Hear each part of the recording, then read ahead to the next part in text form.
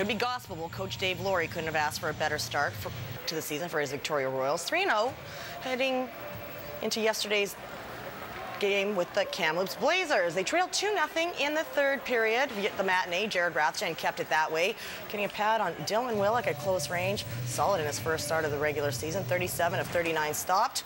The other end, Blazers' Cole Sheveldave had less work, but was his all-star self, turning aside everything the Royals put on net. A physical affair in this one. Rob Trosnowski sandwiched by Ben Walker and Big Keegan Kanzig, but the Blazers do their hurting on the score sheet, handing the Royals their first loss of the season. 3-0 the final. The Royals will look to rebound Wednesday against the Medicine Hat Tigers.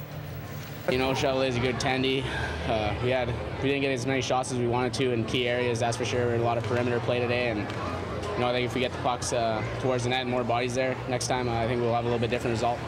They came in and they played a good game. I thought for the first period, I thought we played real well.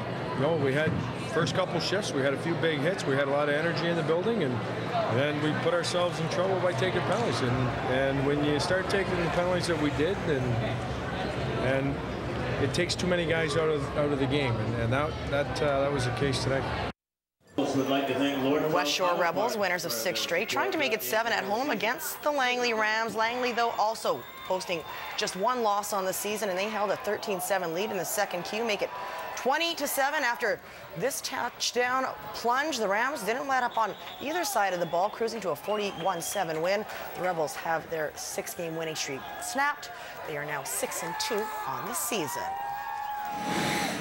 Aussie Rules Football doesn't get much attention in the Northern Hemisphere, but this weekend plenty of island rugby fans were tuned in to see the grand final, to see one of Victoria's top rugby players make some history. Mike Pike became the first Canadian to play in an Aussie Rules final, and he played well as he helped his Sydney Swans claim the title.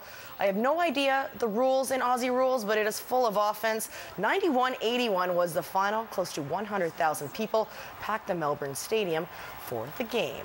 All right, time for sports. Some football news, Mike. Big football news, Hudson. The Vancouver Island Raiders can secure another BCFC regular season title this weekend with a win on the road. All they have to do is beat the Langley Rams by 13 points. And it's theirs. The Raiders continue to rewrite the record books. Thanks to a typically stellar performance over the weekend, quarterback Jordan Yance is officially the most prolific passer in Canadian junior football history. Raiders hosting their favorite foes, the Okanagan Sun. Coach Matt Blocker savoring the final games he has with Yance under center. Third quarter, we witness a bit of history. Yance connects with Matthew Sawyer. The 30-yard gain makes Yance the first quarterback in Canadian junior history to eclipse the 10,000-yard mark. Next play, the pocket collapses, but Yance gets sprung thanks to a thunderous block at the line of scrimmage. From there, it's 27 yards to the end zone to his favorite target, Michael Shaper. What a play.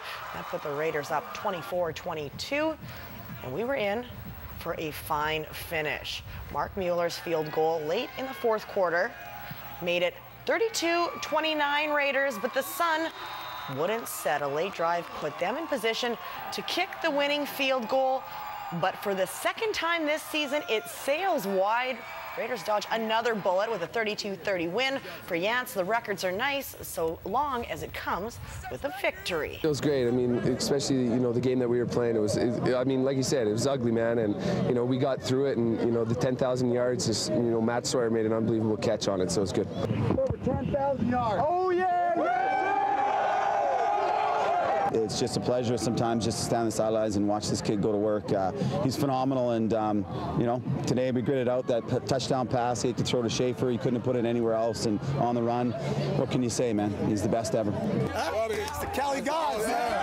The Nanaimo Clippers struggled on the ice this weekend, managing 2 of a possible 6 points, but they get full marks for their efforts today at Diana Krall Square for the Cops for Cancer Tour de Rock celebrations. Some members of the Clippers went under the Clippers to show their support for pediatric cancer research. The boys temporarily sported some unique hairstyles before losing their locks for a good cause. It's the Jim Leahy Trailer Park Boys, you know. Want to take off the top here, bick it off a little bit, the cul-de-sac, you know. Try to look like my dad a little bit more, you know. How long is that staying on for? About 10 seconds here, hopefully. Being able to, you know, give our time for a couple hours here today is way more important than practice this afternoon and preparing for next Sunday. It's the biggest thing that you know, you got to concern yourself and keep things in perspective. I wonder who cut Michael Olsen's hair there. So looks good. I like that shaved head look. I'm almost there. No, you're not. All right, thank you. You're welcome.